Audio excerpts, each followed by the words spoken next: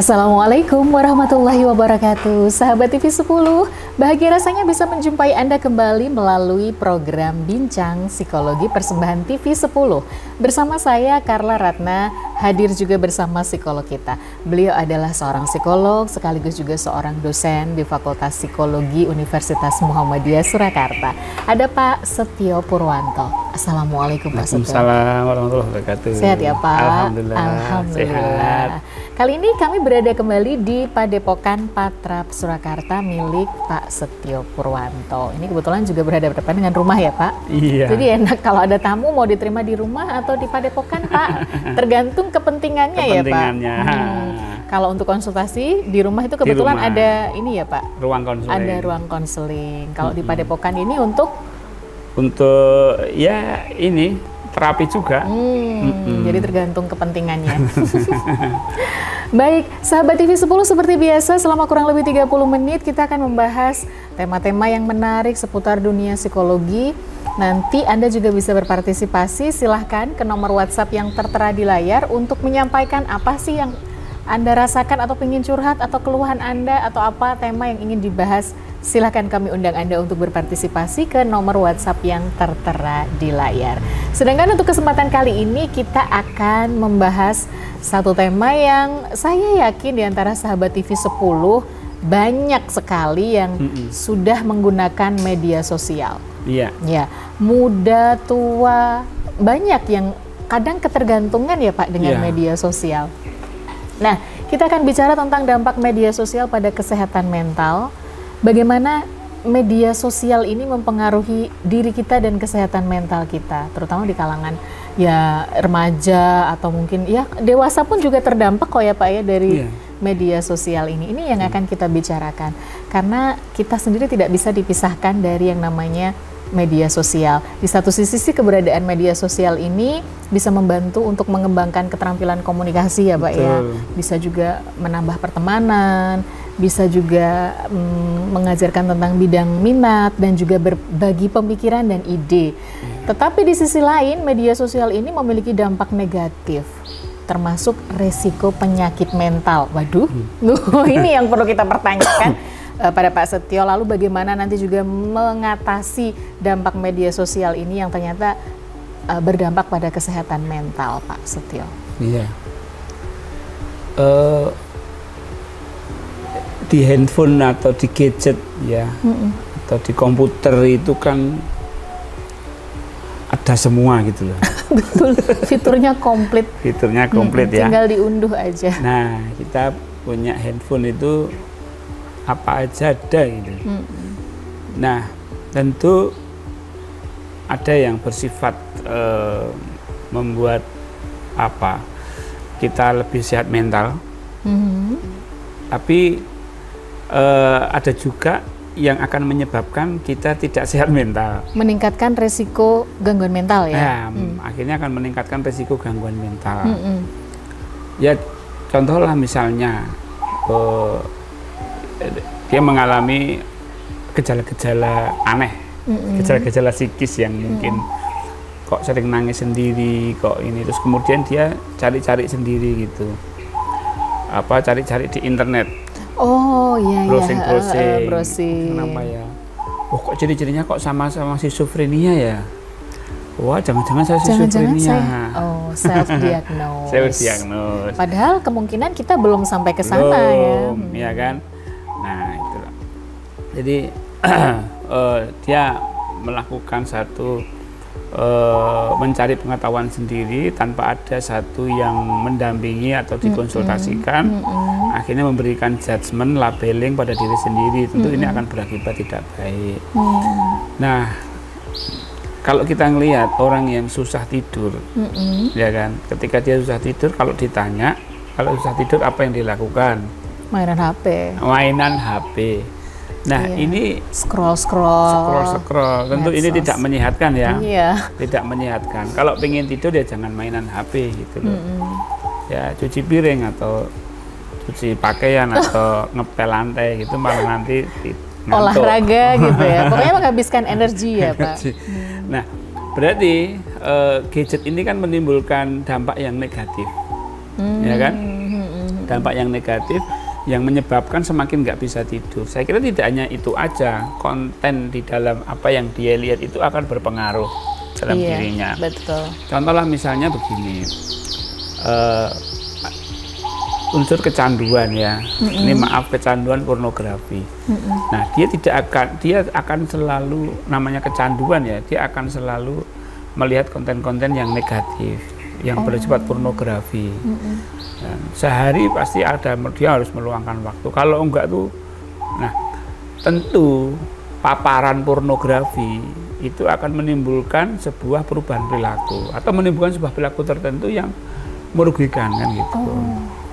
Walaupun dia punya pasangan ya, dia kurang tertarik lagi dengan pasangan. Orientasinya berbeda ya Pak? Berbeda, imajinasinya jadi yang aneh-aneh seperti yang ada di gadget yang ditontonannya itu gitu, sehingga ini sedikit banyak akan mempengaruhi perilaku dia gitu, dan pasangannya pun akan melihat ini kok aneh sekarang kamu gitu kan, oh ternyata, nah akhirnya terpapar itu akhirnya mempengaruhi kehidupan berkeluarga.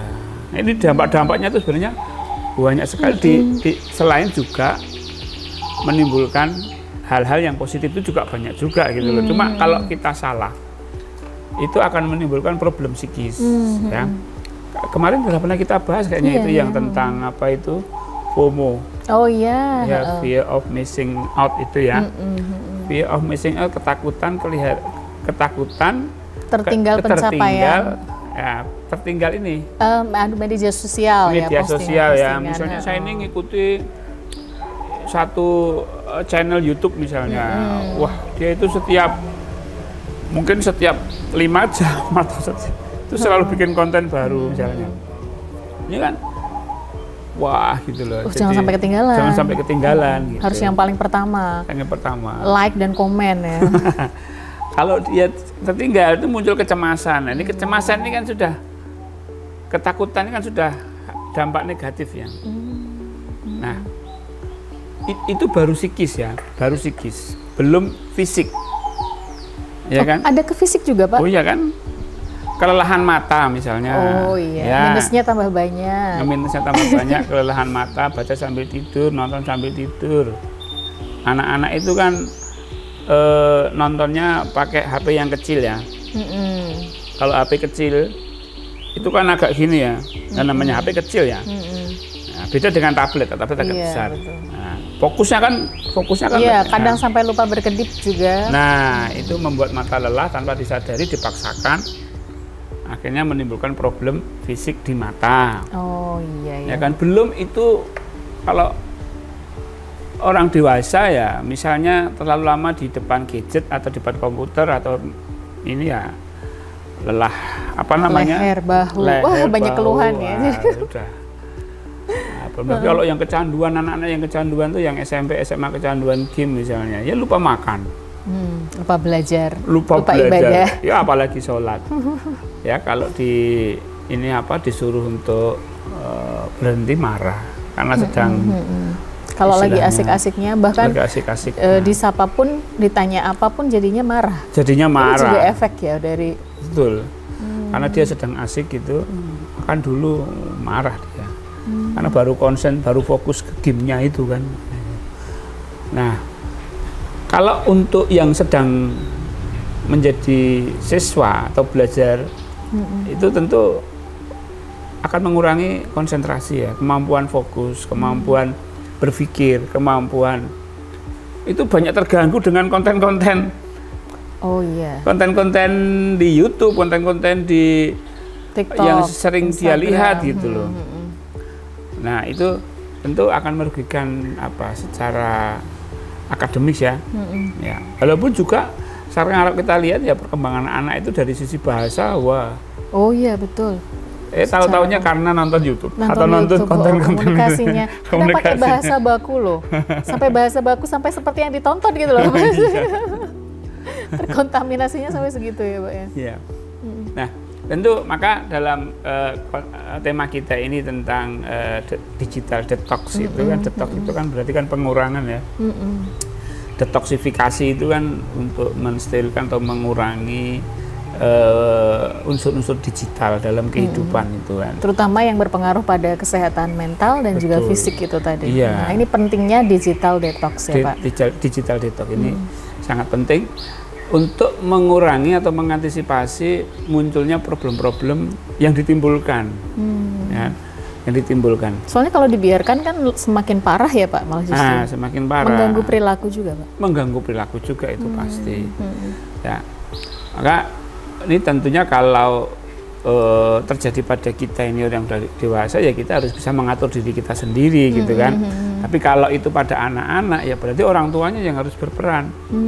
Berperan untuk memanage ya, memanage apa konten-konten yang dia lihat, durasi dan seterusnya.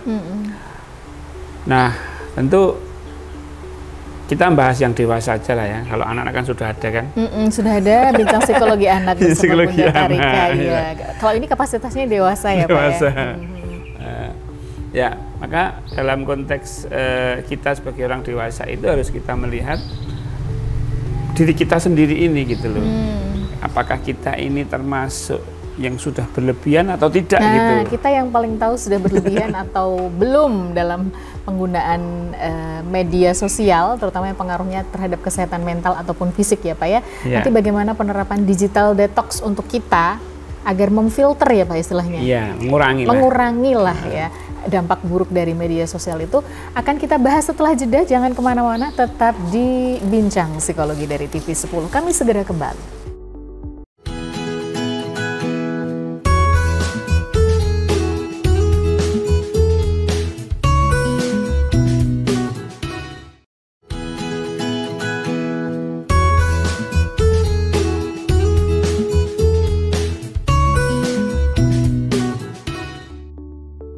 Anda masih menyimak program Bincang Psikologi dari TV10 bersama saya Carla Ratna dan psikolog kita Bapak Setio Purwanto. Di mana di kesempatan kali ini kita bicara tentang digital detox adalah salah satu solusi ya Pak untuk mengurangi dampak buruk media sosial, baik itu ke kesehatan mental maupun ke kesehatan fisik. Karena begini, yang terjadi itu fenomenanya bukan hanya remaja, orang dewasa pun seperti kita ini menjadikan media sosial itu kadang sebagai pembanding loh Pak. Iya kan Pak? Pembanding diri dengan orang lain, yang kemarin kita bahas itu FOMO kan ya, pencapaian orang lain itu kan jadi kayak pembanding untuk diri sendiri, itu kan udah nggak sehat ya Pak. Nah, kemudian kadang bisa merusak citra diri kita yang sehat itu yang wah ini aku kegemukan nih, padahal sebenarnya sudah ideal. Ini kok kulitku eksotis ya. Ini gambarannya di media sosial tuh putih, glowing, menceling gitu. Jadi kan jadi citra dirinya kan selalu buruk gitu ya Pak ya. Nah, ini salah satu cara yang diterapkan oleh Pak Setio untuk menghadapi dampak buruk dari media sosial ini adalah dengan digital detox. Seperti apakah digital detox itu Pak kalau dari ilmu psikologi? Iya. Intinya bahwa kita sadar penggunaan itu sudah berlebihan dan tidak bermanfaat. Pertama harus sadar bahwa itu berlebihan dan tidak bermanfaat. Tidak bermanfaat dan membuang-buang waktu lah. Buang-buang waktu. Ya, artinya tidak bermanfaat, membuang-buang waktu. Ya, tidak ada istilah lagi tentang wasting time. Jadi membuang-buang waktu. Jadi memang kalau pakai gadget ya harus ada manfaatnya, baik itu untuk bisnis atau untuk pengembangan konten yang memang terkait dengan apa yang sedang diusahakan gitu, apa yang sedang jadi bisnis itu kan manfaat, enggak apa-apa. Tapi kalau itu hanya sekedar scroll. Oh iya. Seperti tadi munculnya yang malah justru membandingkan dirinya dengan yang ada di tampilan media sosial. Iya.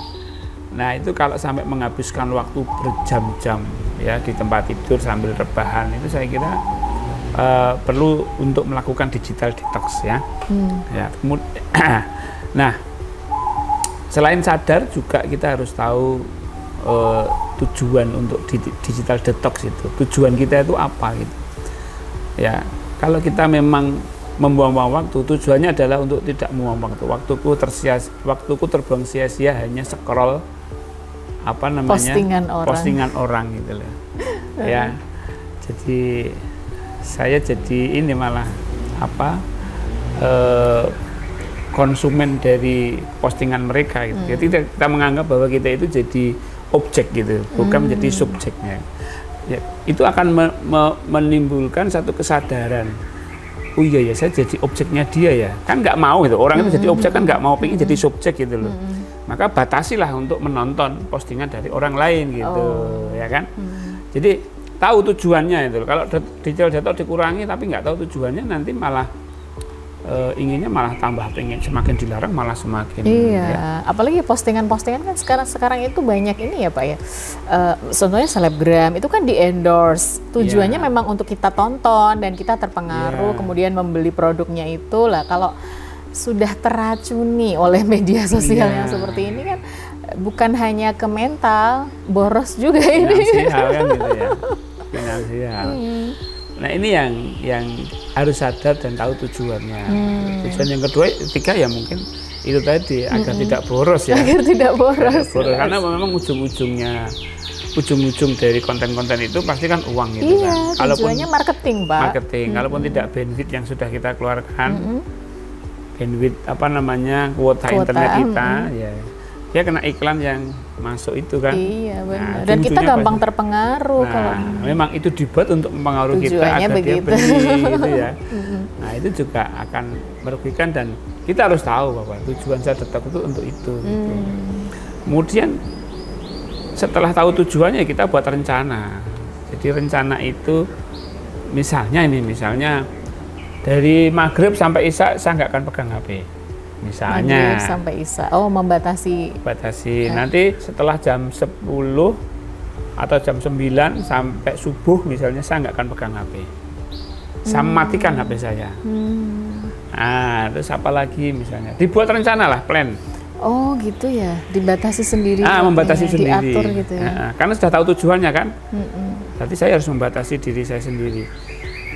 Nah, ya nanti tentu teman-teman kita beritahu gitu kan. Kalau memang itu mungkin, ini kan alternatif aja ya. Kalau misalnya kita bekerja di suatu instansi yang memang membutuhkan kita 24 jam kan nggak mungkin kita matikan kan ya. Urgent soalnya ya. Urgent. Ya, oke lah untuk bos ya. Ini memang nomornya nggak tetap hidup lah. Misalnya kalau dipanggil suatu waktu kita bisa respon.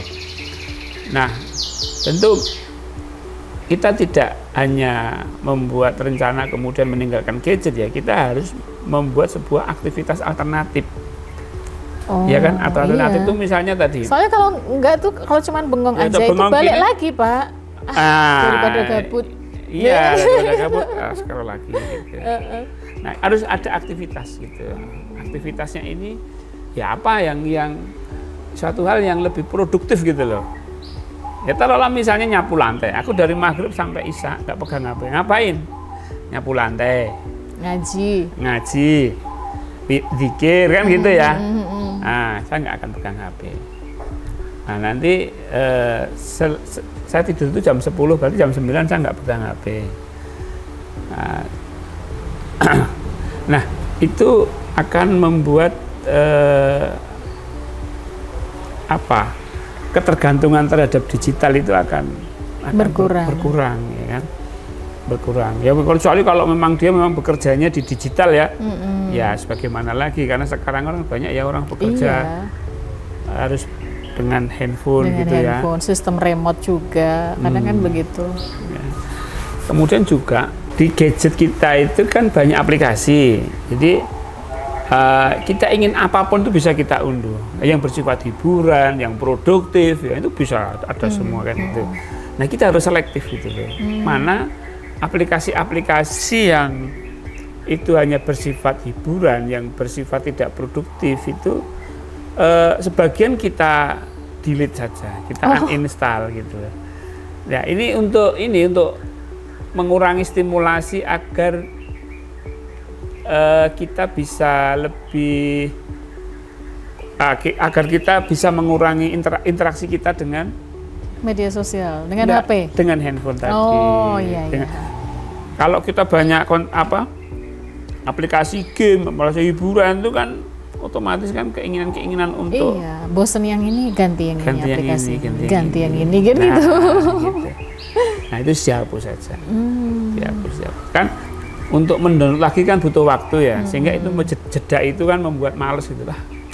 Tapi kalau sudah ada tinggal klik gitu, gamenya atau aplikasi hiburannya itu tinggal kan otomatis bengong sedikit langsung gitu kan, nganggur sedikit langsung kan gitu ya.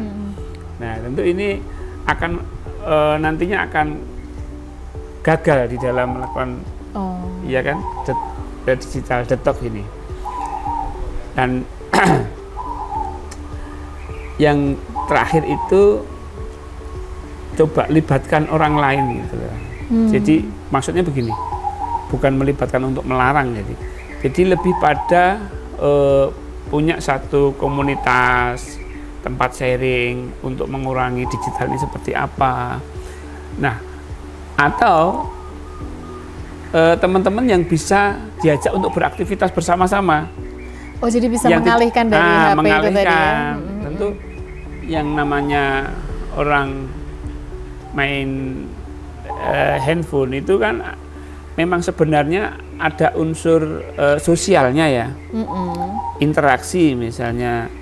Nah kalau itu bisa digantikan dengan bertemu langsung dengan orang, berinteraksi kan, otomatis ini juga berkurang gitu.